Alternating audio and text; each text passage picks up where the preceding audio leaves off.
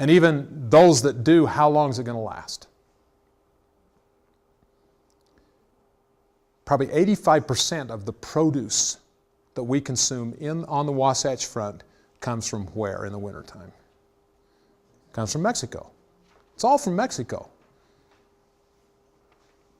If people didn't before understand that that border could shut, certainly we do now, based on what is going on.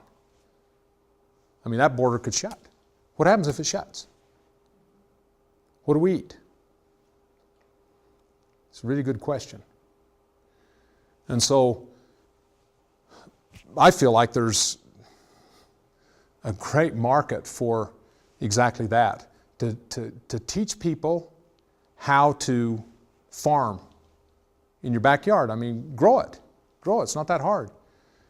And give the tools to do that with. And I'm trying to build that. That's kind of the next phase. I've been so consumed in this. But I've learned a lot here. I mean, I knew a lot of things before, but I've learned so much more. But this needs to be brought down to the individual family level. It really does.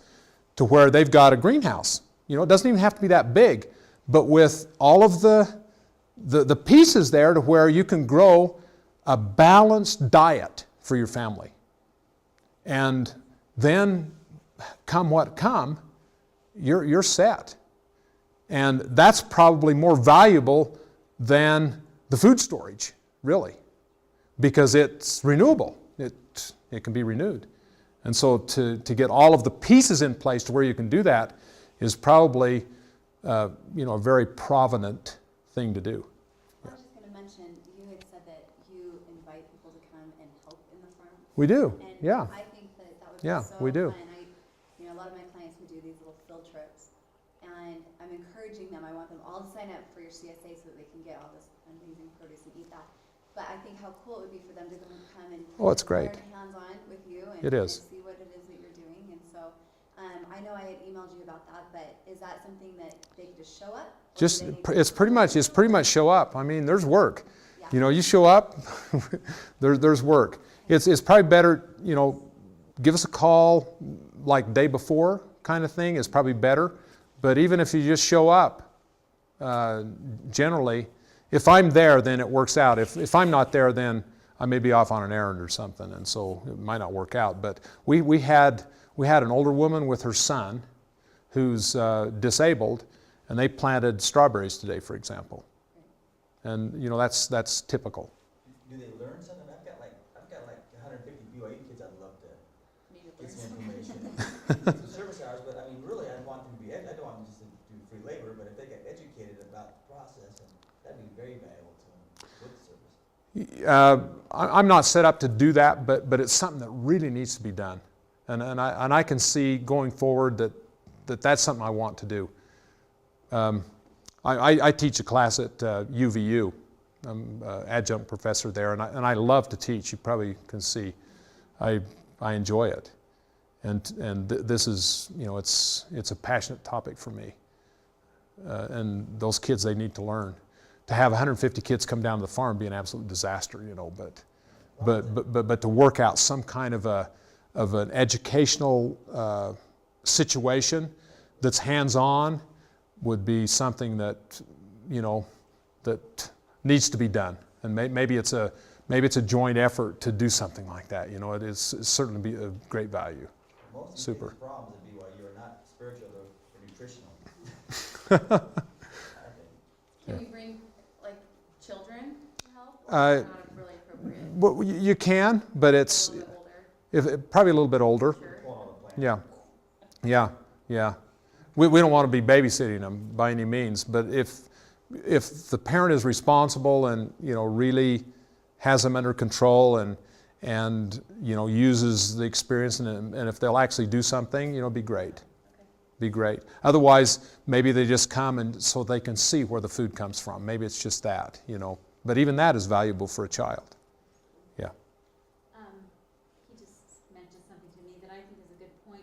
Not only do you need to know how to grow it, but you need to know how to then take the seeds of what you grew, what's the word, harvest them or collect them or something so that you can then grow again. And, Yes. And know how to preserve the food as well. That's right. So do you use the seeds from the plant? We do. We do. Most all of our stuff is we grow it with our own seed. Yep.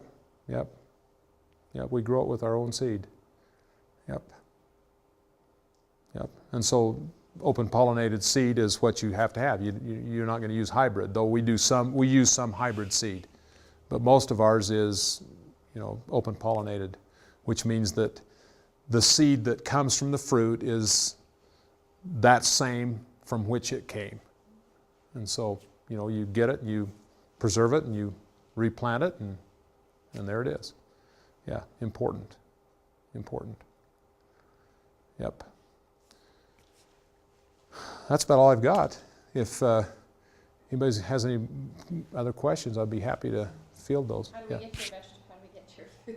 Yeah, I was going to say, can you run back through, I know at the beginning you had slides. Oh, that's that were right. lost That's and right. everything. I just didn't, yeah. Okay, these are our shares. We do a 13-week, a 26-week, a 52-week, and then this is a founder's share. A founder's share is a perpetual share. And so we've sold, we determined early on that we would sell about 50 founder's shares. We've sold 15. And that has provided a lot of the funding for our development. But a founder's share is a perpetual share. And so it's, somebody gets, if they buy the founder's share, then they get the weekly food essentially forever. And so it's more than a lifetime because you can deed it to an heir. So we've sold 15 of the 50 that we feel like we'll end up selling. So if anyone's interested in that, they're available. And what a few people have done is that they haven't necessarily bought it for themselves, but rather for their company, because then you can give it away for some period of time to an employee or something, but it never loses its value. It's still forever. And we've had a case where it was donated, they donated a year to a certain cause. Well, as soon as the year's over, then you still have it. So it makes sense at some level there. So that's what that one is. The rest of them are just, a 13-week, 26-week, 52-week. Of course, if you go 26-week, there's a little bit of a discount per week, and 52 weeks is a little bit more of a discount. What's the share mean with that? The share is,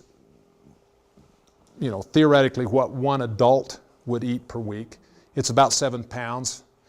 It may be too much for some people. It may not be enough for others. And so this is, the share is made of about 7 pounds, 5 to 6 items. And these are the things that we have. And so the heirloom tomatoes and cherry tomatoes and some salad greens are every time. And then the rest of it's going to be made up of some of the other stuff. We're excited this year about the strawberries. We didn't have those last year. And so we've got, the big California kind of strawberries, but then we've got these alpine strawberries that really looking forward to. Yellow, white, red. So anyway. And when will you start getting this out? It'll probably be the 1st of May, maybe the end of April, when we'll restart, get started again. Buy a share now that would start for May. Yeah, it's typically about 2.5 to 3 months from when you sign up that you'll get your first box. And it may be a little less than that, but it's, that's going to be close, yeah. I'm not sure if this is a question you want to answer, but how many shares do you produce in a year? We did about 500 last year, and I want to get it to about 1,000. And that makes for just a good economic model for us, and not too big, not too small. So about twice what we did last year. I'll bring it about to that, and I think that's what we'll do with this farm. I really don't want to do more. I'm just curious how you produce in the winter, how you overcome light requirements and temperature. Well, it turns out that tomatoes need 8 hours of sunlight. Winter solstice, we have 10.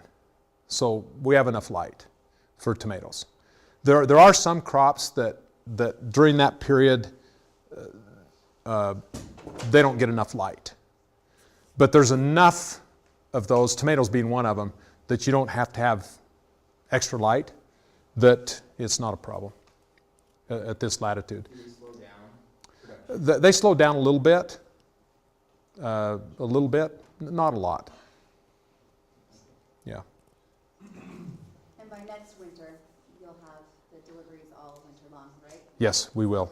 We will. That's the best part of it. Yeah, yeah, we will. So great. Yep. This has been awesome. So Yeah. Awesome. that's it. So